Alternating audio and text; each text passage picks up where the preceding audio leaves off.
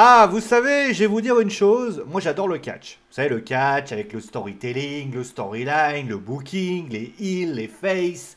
Vous savez, moi j'adore ça. J'adore justement le divertissement sportif et ainsi de suite. Le truc, c'est que je pensais pas qu'à l'Olympique de Marseille, eh bien, il y avait finalement du catch aussi, puisque finalement, cette storyline est très agréable à suivre. Si vous n'êtes pas fan de l'Olympique de Marseille, ou tout simplement si vous n'êtes pas fan de catch. C'est à vous qui voyez. En tout cas, bonjour à tous, j'espère que vous allez bien, c'est votre Sio. On se retrouve forcément par rapport à ce qui s'est passé ces derniers jours, parce que ces derniers jours ont été assez animés du côté de l'Olympique de Marseille. Et on va bien évidemment parler de la dernière information qu'on a eue, pour ainsi dire. On va bien sûr décortiquer, analyser tout ça. J'ai ma petite théorie par rapport à ce qui s'est passé. Je vais vous parler justement petit à petit aussi de mon avis par rapport à cette affaire qui pour moi semble tellement énorme qu'elle, pour moi, elle est incroyable cette histoire, concrètement.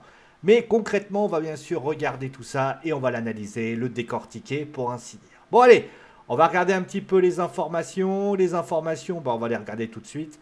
Avec finalement l'information principale. On va revenir forcément sur ce qui s'est passé à la base. Alors, nous sommes à vendredi. Vendredi, c'est le soir, pour moi, le RP d'Arsoul.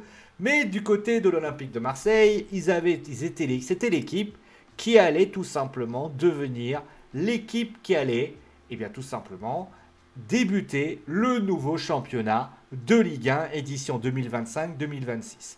Dans ce match, eh bien, l'Olympique de Marseille est rapidement en supériorité numérique puisque l'Olympique de Marseille est, on va dire, à 11 contre 10.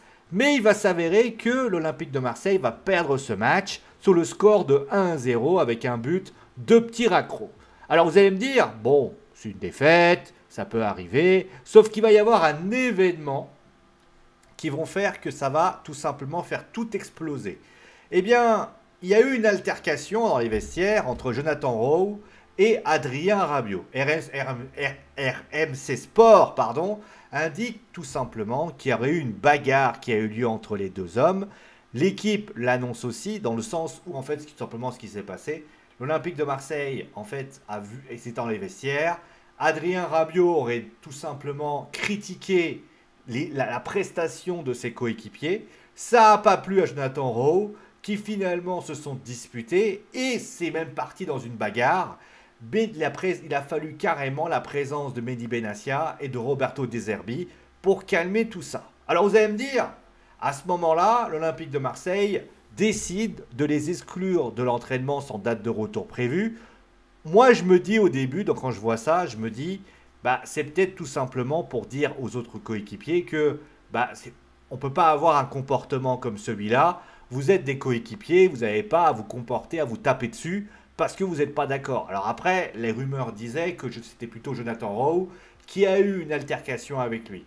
Après, je ne vais pas vous mentir, c'est pas la première fois qu'il y a des affrontements entre joueurs. C'est déjà arrivé. Alors, on a même vu ça notamment, on doit dire sur le terrain. Mais c'est déjà arrivé que les joueurs, forcément, quand vous êtes un peu énervé, vous dites des choses. Et j'ai envie de dire que ça peut vite partir en vrille. Et c'est ce qui s'est passé notamment sur ça. Sauf que ce qui va se passer va avoir lieu tout à l'heure. Alors que nous étions tranquillement en train de manger un échine de porc avec des pâtes, des tagliatelles, eh bien, nous apprenons, eh bien, si je ne mets pas la bonne vidéo, ça va pas le faire, la bonne vignette, ça va pas le faire. Il s'avère que nous apprenons que le Adrien Rabiot et Jonathan Rowe, donc ça veut dire les deux hommes qui ont eu une altercation dans cette histoire, ont tout simplement été placés dans la liste des transferts de l'Olympique de Marseille. Cette information d'ailleurs a été confirmée par l'agent et maire d'Adrien Rabiot, en cas Véronique Rabiot, qui a annoncé donc qu'il avait été placé sur la liste des transferts. Alors Jonathan Rowe aussi l'a été, pour ainsi dire.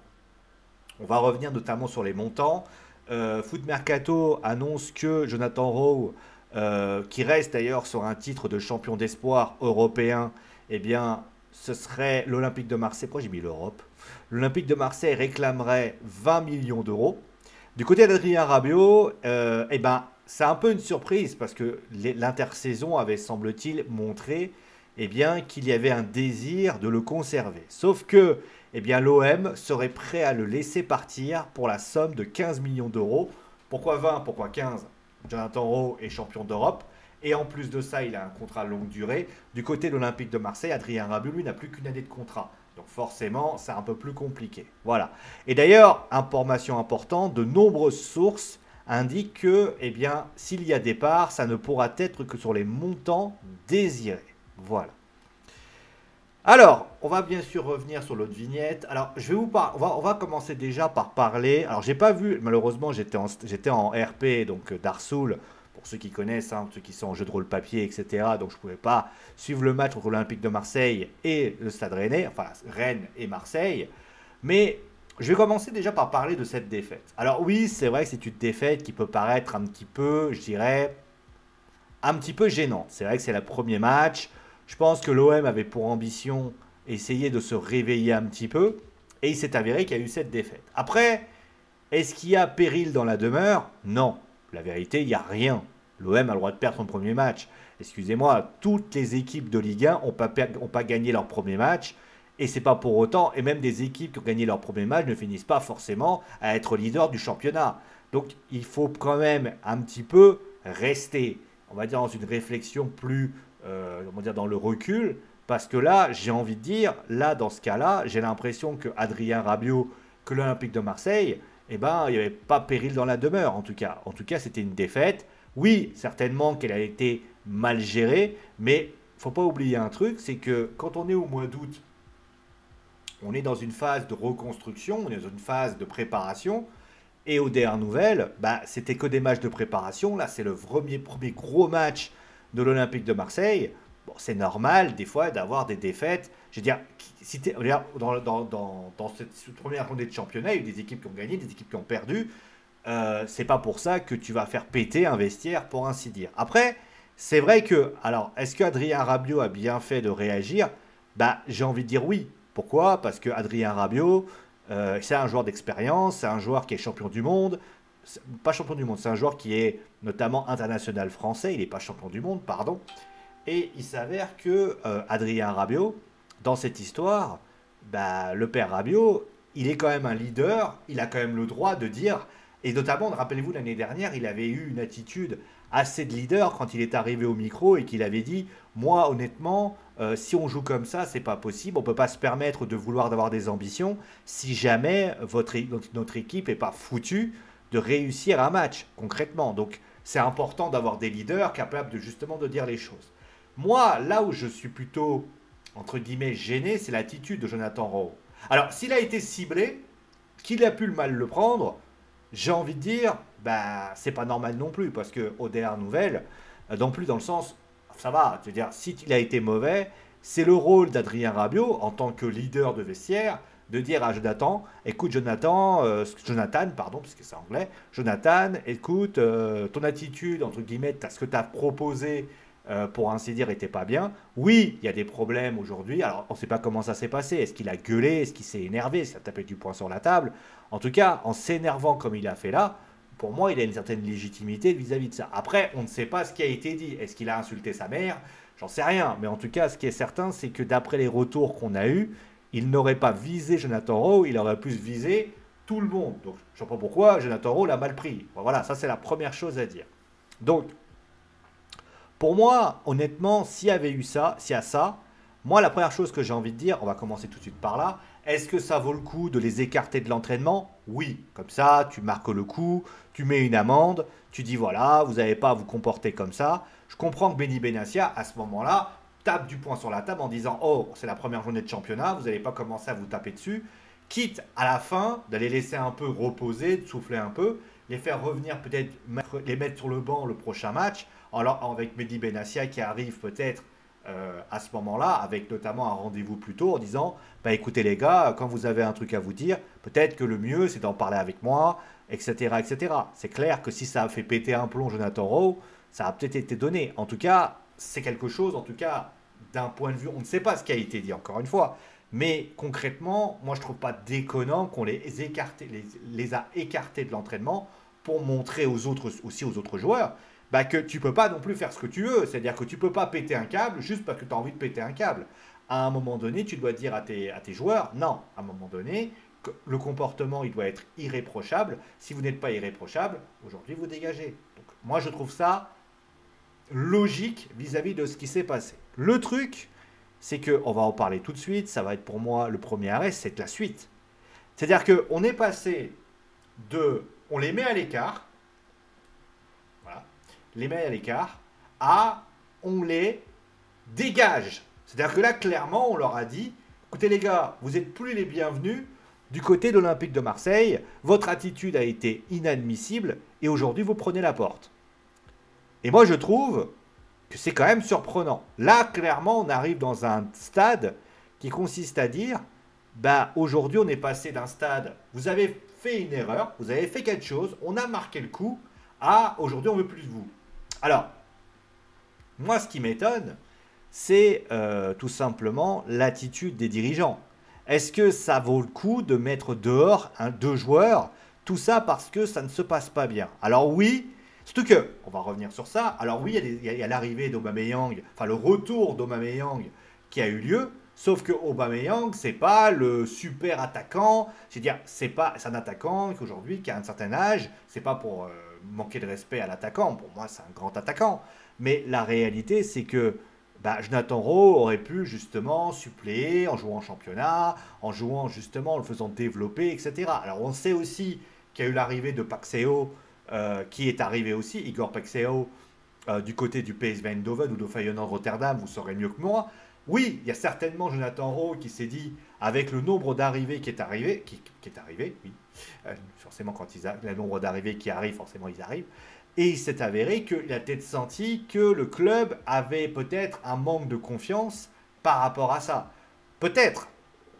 Maintenant, regardez par exemple, on va prendre le cas concret, le Paris Saint-Germain.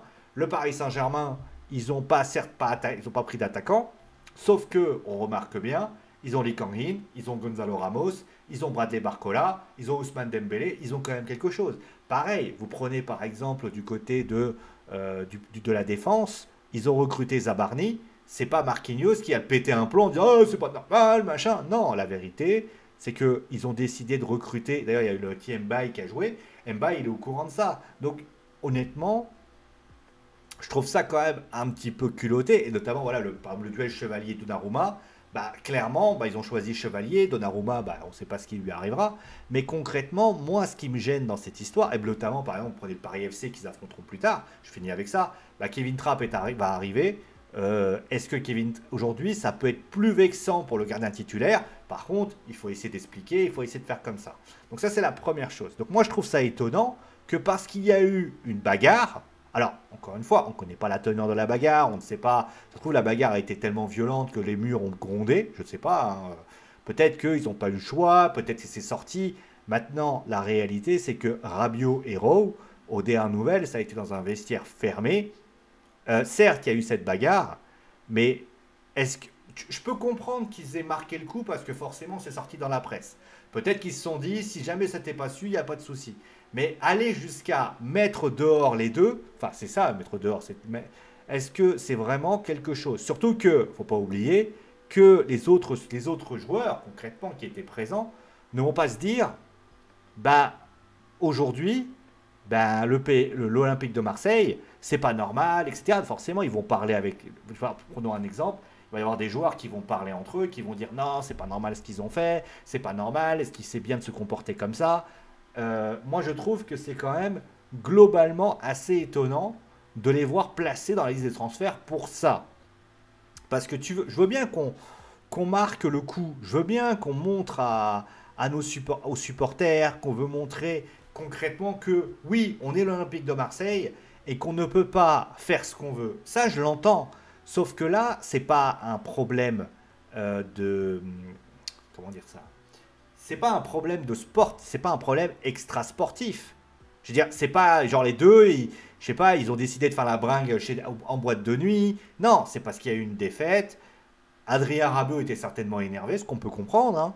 Et au final, l'histoire aurait pu se terminer en mode les deux s'assoient à côté devant Benny Benassia, les deux se présentent leurs excuses, il leur dit vous êtes là pour jouer au football, hop, rideau. Pourquoi avoir voulu à tout prix mettre dehors les deux, ça je n'arrive pas à comprendre. On dirait, vous savez, voilà, c'est quelque chose que je ne comprends pas. Honnêtement, je ne comprends pas la situation. À moins que j'ai peut-être une théorie. Alors encore une fois, c'est ma théorie. Et j'ai envie de vous dire, peut-être que je me trompe. Est-ce que c'est pas Est-ce que c'est pas... Comment je vais dire ça? Je vais dire faire un exemple, mais c'est pas le truc. Est-ce que l'Olympique de Marseille n'essaye pas de montrer à tout le collectif... Ah voilà, justement, j'allais y revenir. En plus, vous avez aussi un collectif qui, aux dernières nouvelles, ne va peut-être pas comprendre la décision. Voilà, je termine avec ça. Mais est-ce que c'était pas aussi pour marquer le coup? C'est-à-dire, peut-être que, vous savez tous trop bien que moi, est-ce qu'on peut imaginer que Rabiot héros, peut-être que en réalité, il y a peut-être que ce qui va se passer, c'est que moi, ce qui m'étonne en fait, et je vais vous lire la dernière phrase, voilà, on va faire les choses plus comme ça. C'est la dernière phrase, c'est d'après certaines sources, un départ ne sera possible qu'avec ces montants désirés. Ça veut dire que le club qui va venir doit payer 20 millions d'euros pour Rowe et 15 millions d'euros pour Rabiot.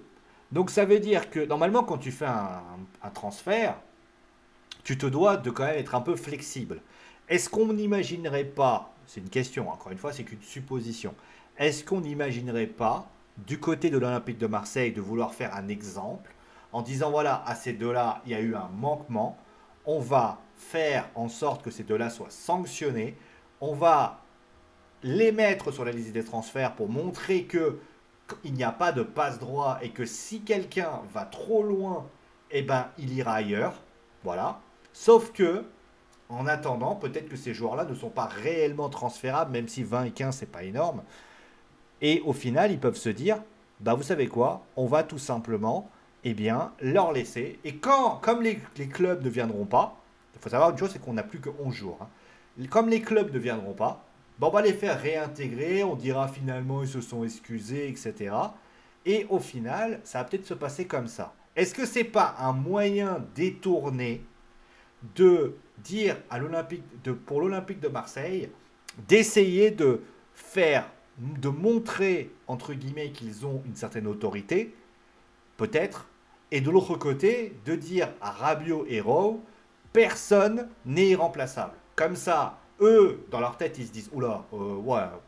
Alors, encore une fois, ça peut être abusé, parce que vous connaissez. Après, la réaction de Véronique Rabiot est assez révélatrice aussi. Mais concrètement, moi, je trouve que ne pas jouer un an pour Rabiot, c'est quand même beaucoup. Il va jouer en équipe de France et après. Donc peut-être que dans l'idée, moi, je fais qu'une hypothèse. Je pense que Rowe et Rabiot, peut-être que c'est un subterfuge pour essayer de justifier en disant on va les sanctionner, mais en fait on va les garder. Est-ce que c'est une bonne idée, une mauvaise idée? En fait, tout dépend de comment... En fait, moi ce qui m'étonne, c'est ce que fait Mehdi Benassia. Mehdi Benassia, depuis qu'il est à l'Olympique de Marseille, je trouve qu'il a un truc que n'a pas eu d'autres dirigeants, notamment quand il faisait les comptes de... Quelqu'un comme Pablo Longoria, par exemple. Je trouve qu'il avait un truc qui est très intéressant, c'est qu'il a une certaine retenue et il sait très très bien s'exprimer. Et notamment, il sait aussi, et ça c'est bien donné, il sait bien gérer les situations. Je veux dire, c'est pas quelqu'un qui parle. Là, l'attitude qu'a fait Mehdi Benassia, ça ne lui ressemble pas.